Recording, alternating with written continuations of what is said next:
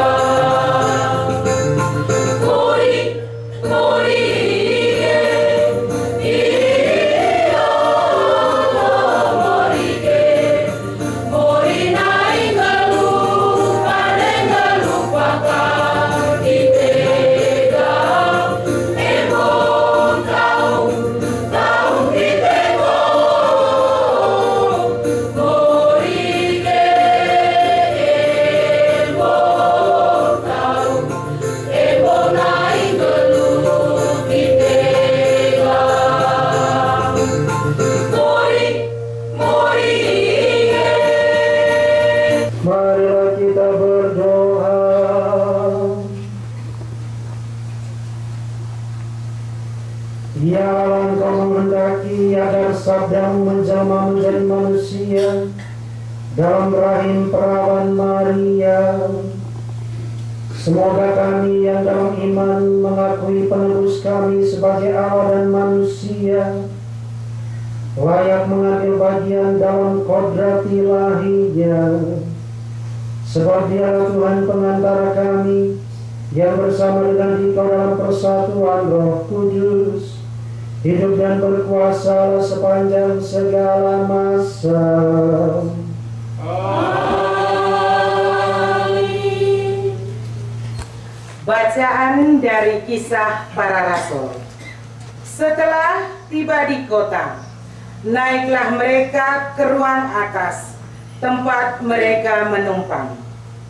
Mereka itu ialah Petrus dan Yohanes, Yakobus dan Andreas, Filipus dan Thomas, Bartolomeus dan Matius, Yakobus bin Alfeus, Simon orang Zelot, dan Yudas bin Yakobus. Dengan sehati, mereka semua bertekun dalam doa bersama dengan beberapa perempuan serta Maria ibu Yesus dan dengan saudara-saudara Yesus. Demikianlah sabda Tuhan.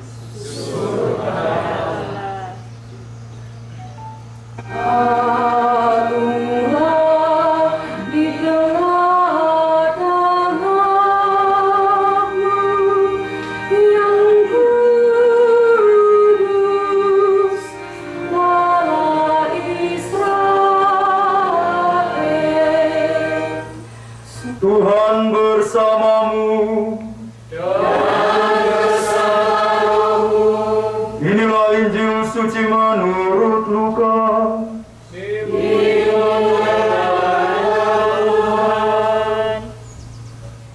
Ketika masuk ke rumah Maria, malaikat itu berkata, "Salam, hai engkau yang dikaruniai, Tuhan menyertai engkau." Maria terkejut mendengar perkataan itu, lalu bertanya di dalam hatinya, apakah arti salam itu?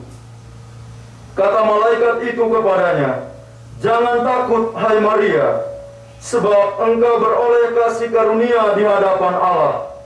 Roh Kudus akan turun atasmu, dan kuasa Allah yang Maha Tinggi akan menaungi engkau, sebab bagi Allah tidak ada yang mustahil."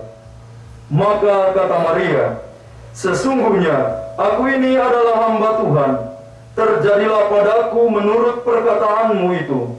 Demikianlah sabda Tuhan. Terpujilah Kristus.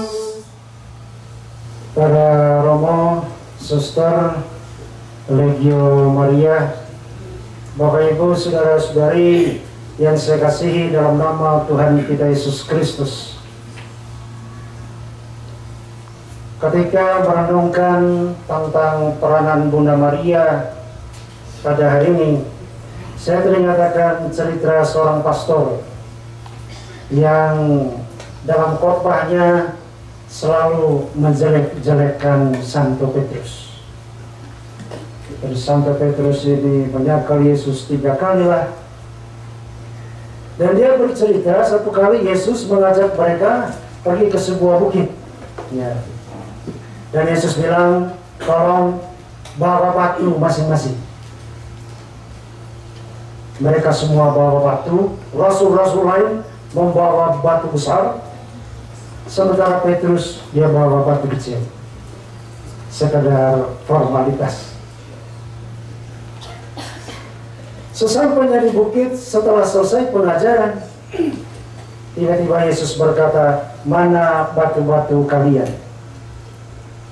Maka mendaki ke bukit ini lumayan, keringat besar kecil keluar. Semua mengeluarkan batunya.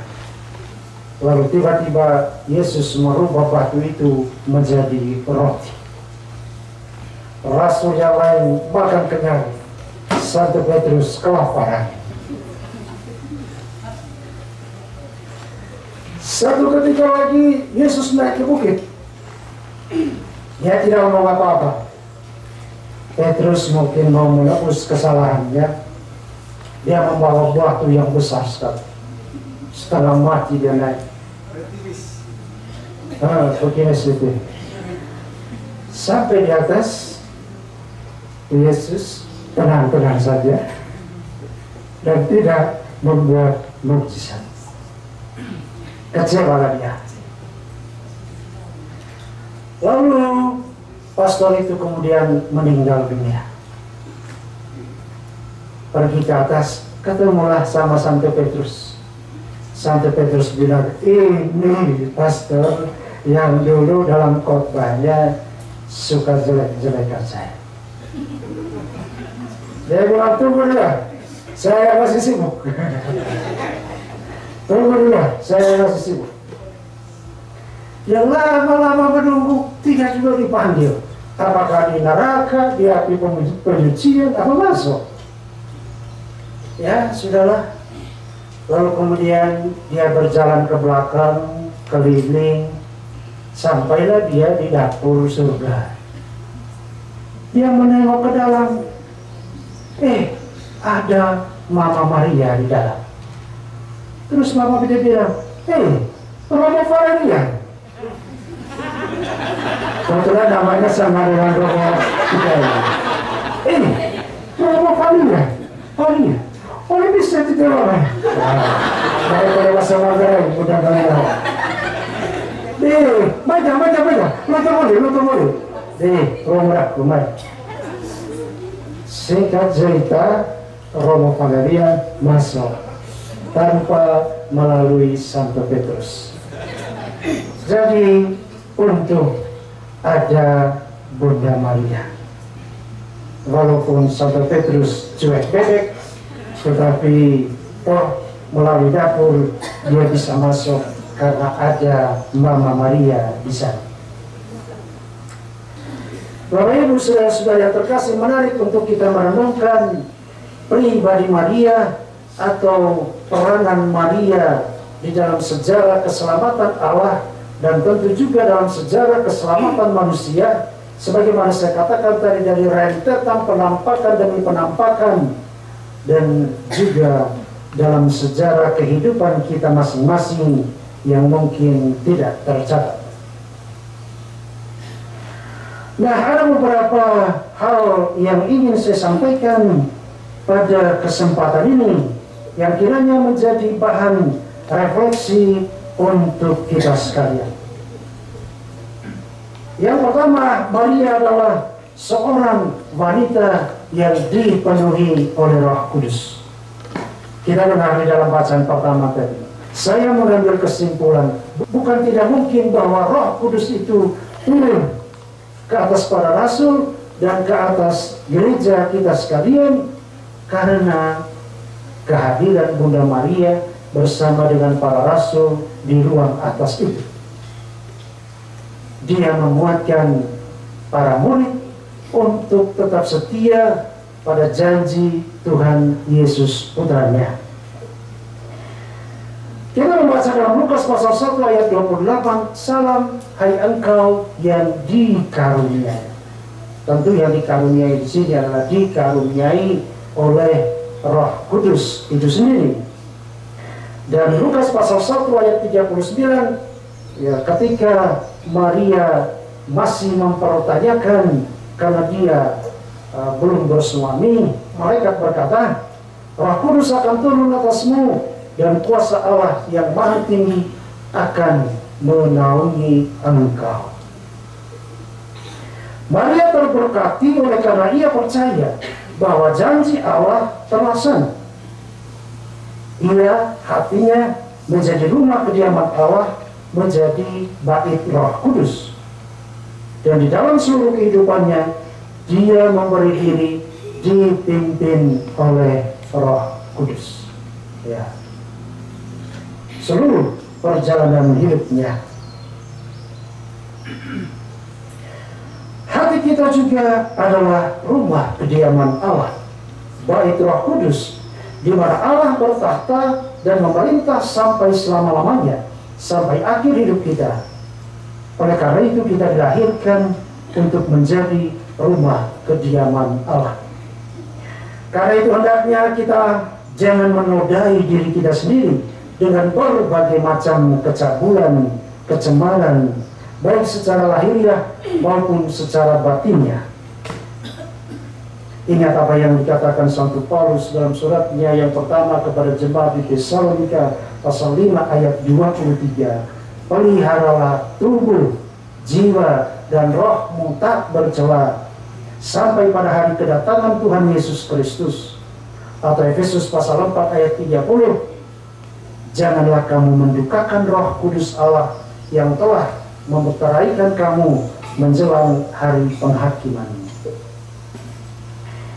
Yang kedua, Maria adalah wanita yang kuat di dalam iman. Sementara itu Ibu Yesus, saudara perempuan Ibu Yesus, Maria istri Kleopas dan Maria Magdalena berdiri di dekat salibnya. Allah yang telah sejak awal memberi kehidupan kepada kita pasti tidak akan menyia-nyiakan kehidupan yang sudah diberikannya kepada kita. Kehidupan itu bukanlah suatu kehidupan yang datar, tetapi ups and down. Seperti roda pedati, kadang di bawah, kadang di atas. Yang penting buat kita ialah jika kita berada di atas, jangan lupa memandang ke bawah. Dan jika kita di bawah, jangan lupa memandang ke atas. Artinya, jika hidup kita berkecukupan, jangan lupa pada gereja, jangan lupa pada saudara-saudara kita yang miskin dan menderita, jangan lupa daratan, jangan lupa Tuhan, jangan tenggelam di dalam kesenangan-kesenangan duniawi ini. Ingat dalam kisah Lazarus, Tuhan berkata melalui tokoh Abraham, anak, ingatlah bahwa engkau telah menerima segala yang baik sewaktu hidupmu, sedangkan Lazarus segala yang buruk. Sekarang ia mendapat hiburan dan engkau sangat menderita. Jangan sampai Tuhan berkata begitu kepada kita nanti. Jika kita percaya itu, maka kita mengambil bagian dalam keadaan terberkati Santa Perawan Maria. Atau jika kita di bawah, mengalami kemalangan dalam hidup, sakit, penyakit, dan berbagai macam penderitaan, jangan putus asa, jangan kehilangan harapan, jangan cepat-cepat mengambil tali lalu kemudian gantung diri di pohon tomat. Pandanglah ke atas, lihat Yesus yang telah menyembuhkan berbagai macam penyakit, yang telah meredakan badai kehidupan, yang telah mengusir iblis, yang telah mengalahkan maut. Kalau Yesus telah mengalahkan maut dan kematian, Dia juga pasti bisa mengatasi segala kesulitan, penderitaan, sakit dan penyakit kita. Sebab bagi Allah tidak ada sesuatu yang mustahil. Kita mendapati Maria tegak berdiri di kaki salib, bukannya menangis meraung-raung dan terguling-guling di tanah. Yang berikut, Maria adalah wanita yang sederhana dan rendah hati. Aku ini adalah hamba Tuhan, terjadilah padaku menurut perkataanmu. Yang perlu kita lakukan adalah hidup menurut kehendak Tuhan. Cuma terkadang kita manusia lebih suka hidup menurut kehendak kita sendiri daripada menurut kehendak Tuhan. Dan itulah yang membuat kita menderita. Jadi Tuhan tidak memberi penderitaan, kitalah yang mencari penderitaan itu ketika kita hidup tidak sesuai dengan kehendak Tuhan. Hendaklah kita selalu berkata, aku ini hamba Tuhan, jadilah padaku menurut kehendakmu. Aku akan melakukan kehendakmu Tuhan, sehingga kehendakmu itu terjadi dalam hidupku. Yang keempat, Maria adalah wanita yang tahu menyimpan rahasia, tidak cerewet dan suka gosip. Lukas pasal 2 ayat 51 berkata, yang menyimpan semua perkara itu di dalam hatinya dan merenungkannya. Sebab terkadang ada ibu-ibu suka menceritakan kejelekan anaknya, bahkan kejelekan suaminya, ya. Bahkan di ruang pengakuan pun dia mengaku dosa suami saya begini, anak saya begini, ya. Tetangga saya begini. Sampai kadang-kadang saya berkata, Bu, itu dosa orang lain, dosa ibu sendiri mana? Jangan sampai di ruang pengakuan mengaku dosa orang, ya. Jadi harus mengaku dosa sendiri. Lalu yang kelima, Maria adalah model dan teladan bagi keluarga Katolik yang baik, khususnya ibu yang baik. Kita baca dalam Lukas pasal 2 ayat 48, dan ketika orang tuanya melihat dia, tercenganglah mereka, lalu kata ibunya kepadanya, "Nak, mengapa engkau berbuat demikian terhadap kami? Bapamu yang sudah tua bangka ini dan aku cemas mencari engkau." Itu dalam Lukas pasal 2 ayat 48. Karena kita tahu waktu Maria mengandung Yesus itu dia sweet 17, ya, 17 tahun umurnya, sedangkan Yosef sudah tua, ya. Mengapa engkau berbuat demikian terhadap kami, Bapamu dan aku cemas mencari engkau? Maria tidak membiarkan Yesus berbuat sesuka hatinya saja. Naluri keibuannya membuat dia mencari Yesus, walaupun kemudian dia tahu bahwa pada waktunya Yesus harus keluar dari genggamannya untuk melaksanakan panggilan perutusannya. Demikian keluarga Katolik kita. Hendaknya begitu juga, tidak membiarkan anak kita berbuat seenak perutnya saja, sesuka hatinya. Harus ada perhatian dan kasih sayang dari orang tua. Saya tidak mengatakan harus ada kontrol ketat, karena kontrol mengacu pada sikap overprotective yang justru tidak membawa kematangan dan kedewasaan psikologis atau rohani kepada anak. Umur gede tetapi masih anak mama, itu tidak baik. Tidak mandiri, cuci pakaian dan cuci piring makan sendiri saja tidak bisa.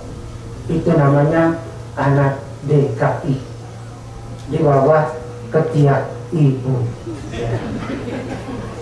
Kalau sampai dewasa seperti itu, sayang, ya. Tentu saja kontrol tetap ada, tapi jangan sampai berlebihan atau overprotective tadi, sehingga kemudian anak tidak bisa dewasa secara psikologis dan rohani dan tidak bisa mandiri. Saya kalau kembali ke keluarga yang merefleksikan bagaimana orang tua saya, bapak saya, mama saya merasa kalian sebagai ayah dan ibu ini luar biasa, ya. Bagaimana Anda dari hati yang paling dalam berdoa mengharapkan anak Anda menjadi seorang yang baik, menjadi seorang yang sukses, dan betapa hati Anda terluka kalau anak Anda tidak bisa dikontrol atau menjadi seorang anak yang tidak baiklah, ya. Tapi saya kira tidak ada yang mustahil bagi Tuhan, ya. Saya sudah berapa kali mengatakan di dalam khotbah, Roh Kudus adalah ahlinya merubah orang. Karena itu ketika Maria menerima Roh Kudus dan dipenuhi oleh Roh Kudus, hidupnya senantiasa dipimpin oleh Roh Kudus. Demikian juga kalau kita sekalian, kalau orang tua, bapak dan mama senantiasa berdoa kepada anaknya, bahkan menumpangkan tangan ke atas anaknya ketika mereka tidur. Mungkin kalau mereka lagi terjaga, Anda menumpang tangan, dia bilang, apa kau erokan? Sudahlah, waktu dia tidur, tumpang tangan, racikan air berkat, katakan dalam hati, nah, aku mencintaimu, aku menyayangi engkau, aku mau mengalirkan kasihku, kasih yang berasal dari Roh Kudus kepadamu, untuk membaharui engkau dan untuk mengubah engkau menjadi anak yang baik. Banyak sekali pengalaman bahwa anak yang tadinya nakal bisa berubah, karena tidak ada yang mustahil bagi Allah, dan sekali lagi Roh Kudus adalah ahlinya merubah orang. Karena itu Bapak Ibu sekalian, marilah kita mencontoh keutamaan Maria seperti dikatakan di atas tadi. Bagi orang tua, berilah contoh yang baik bagi anak-anakmu, dan bagi anak-anak jangan lupa Tuhan, jangan lupa berdoa, gunakan masa mudamu dengan baik, jangan sia-siakan masa mudamu, hormatilah orang tuamu supaya panjang umurmu di tanah yang diberikan Tuhan kepadamu. Kata kita Amsal, anak yang bijak mendatangkan sukacita kepada ayahnya, tetapi anak yang bebal dan menyebalkan adalah kedukaan bagi ibunya. Bapak Thailand ngasal anak serani etan madewan amal wilayah di kelompok ay tanong pun sabi kan pagitong kakang pinagdala dari malalan itu Chinese kena Chinese sinas kena Roperat sana tangkap nasa anak sana bibir waktu dan lemah marah terhaya wanita itu pena sampai itu taranggo hati pemapasto akan cantum pakai bibir nipis nur mas lemar atau terak mau baru kampung morina dengaran itu teletan tembala rojang terdiam bersama nasa anak itu. Orang lagi itu mesentuan sebani nasa ngaji di PKP dari keng di PKP dari kulit terdirami terlupa PKP nasa sangat berkisran. Kulit tanah kota istana jadi usbat terbiye.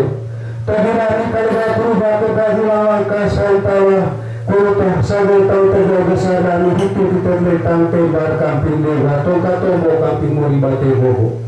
Orang lagi itu mesentuan sebani tak kurang misalnya di terasa. Hamau kami dikabur kalinasan. Kulit bagi berkat kami Yesus Kristus Yesus Tuhan meridamu. Amin. Ya mata setia berkanan kapok. Saudara-saudara terkasih, inilah Yesus Kristus yang mencurahkan Roh Kudus beserta karunia-karunia-Nya untuk membaharui kita. Berbahagialah kita yang diundang ke perjamuan anak domba. Tuhan, saya tidak pantas mengatakan pada saya, tapi bersabda saja maka saya akan sembuh.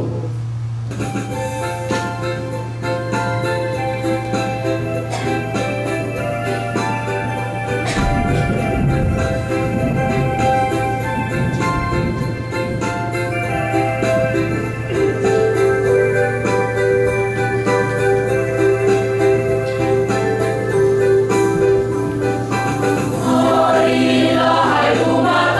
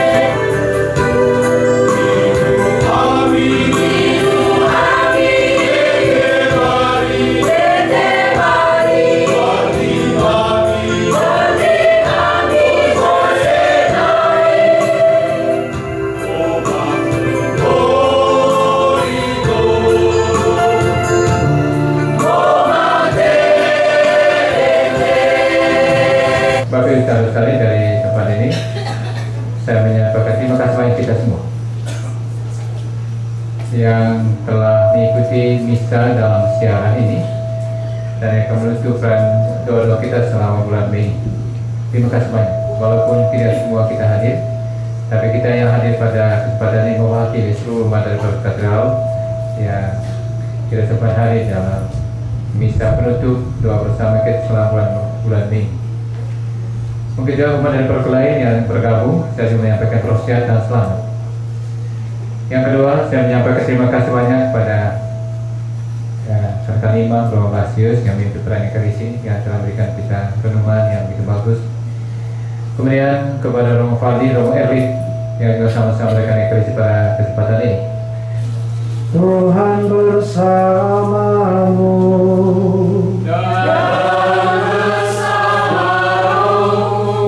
Semoga Allah yang Maha Kuasa memberkati saudara sekalian, Bapa dan Putera dan Roh Kudus.